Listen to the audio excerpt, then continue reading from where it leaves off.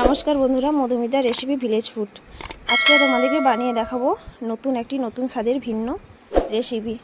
আমি আজকে বানাবো কলার থোড় দিয়ে রান্না।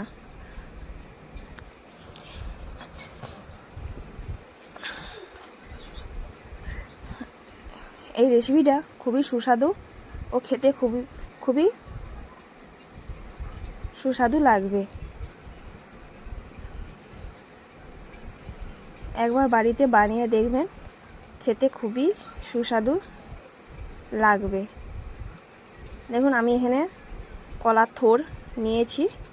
দেখুন, এই যে এই থোড়টা কলা থেকে ছাড়িয়ে নিয়েছি। এবারে আমি কেটে নেব গোল গোল করে।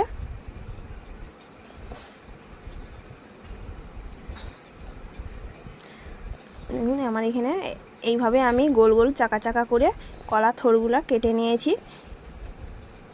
আমার এখানে কাটা হয়ে গেছে। এইবারে আমি এই গোল গোল চাকা চাকাগুলোকে আবারও কেটে নেব সরু সরু করে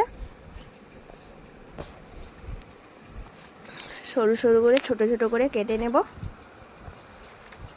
দেখুন, আমি এখানে কলা থোড়ে রান্নার জন্যে নিয়েছি মশলা আদা আর জিরা। আমি এখানে আদা জিরাগুলোকে একসাথে বেটে নেব। এবারে আমার কড়াই গরম হয়ে গেছে। আমি দিয়ে দিলাম তেল দিয়ে দিয়েছি। এবারে দিয়ে দিলাম 5 ফোড়ন, কিছুটা দিয়ে দিব বেটে রাখা পেঁয়াজ।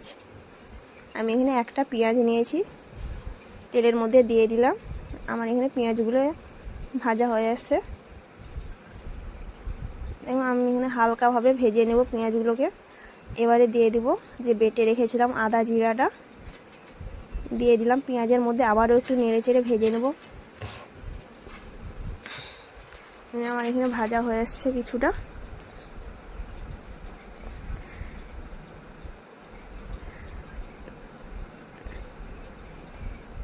এবারে দিয়ে দিলাম হলুদ গুঁড়ো 1 চামচ মতন, লঙ্কার গুঁড়ো 1 চামচ। এবারে সামান্য পরিমাণ জল দিয়ে দিব। দেখুন, এইভাবে মশলাটা ভালো করে নেড়ে চেড়ে তৈরি করে নেব। দেখুন, আমার এখানে মশলার কালারটা কত সুন্দর এসেছে। এইভাবে নেড়ে চেড়ে আমি মশলাটাকে ভেজে নিয়েছি।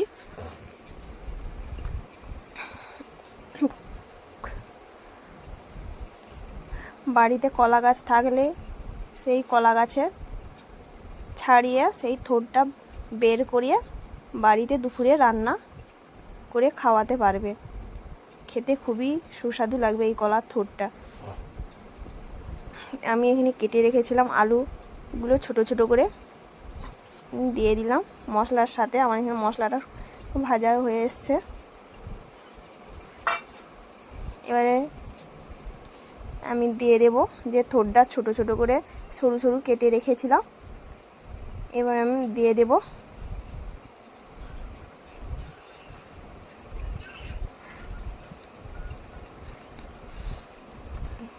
দেখুন, এইভাবে 5 থেকে 10 মিনিট আমি এই রকম নেড়ে চেড়ে ভালো করে ভেজে নেব।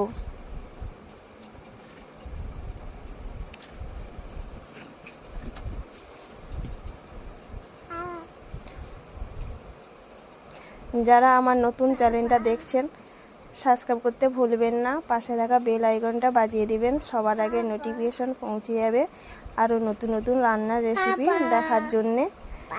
দেখুন, আমি এখানে 2 চামচ মতন লবণ দিয়ে দিলাম। আবারও এইভাবে নেড়ে চেড়ে আলু আর থোড়টাকে, কলার থোড়টাকে আমি কষে নেব।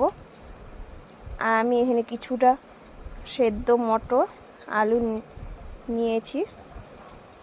নিয়েছিলাম, সেটা দিয়ে দিলাম।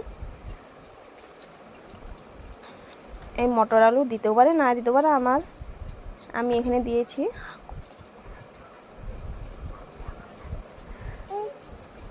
আবারও হালকা জল দিয়ে দেব, পরিমাণ মাপে জল দিয়ে এবারে আমি সবগুলোকে সেদ্ধ করে নেব। দেখুন, আমার এখানে সেদ্ধ হয়েও আসছে।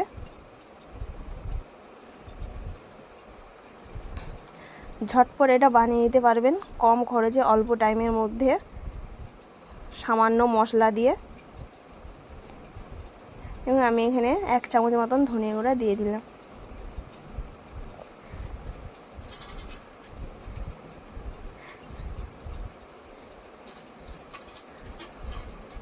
খুব অল্প মশলা দিয়ে ঝটপট বানিয়ে নিতে পারবেন। আর দিয়ে দিব নামানোর আগে গরম মশলা।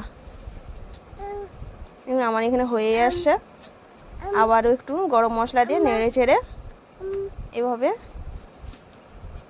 এবং আমার হয়ে গেছে, কত সুন্দর দেখতে হয়েছে কলাথোর রান্নাটা। একবার বাড়িতে বানিয়ে খেয়ে দেখবেন, খেতে ভুলবেন না। লাইক কমেন্ট শেয়ার করতে ভুলবেন না যে কেমন রেসিপিটি হয়েছে।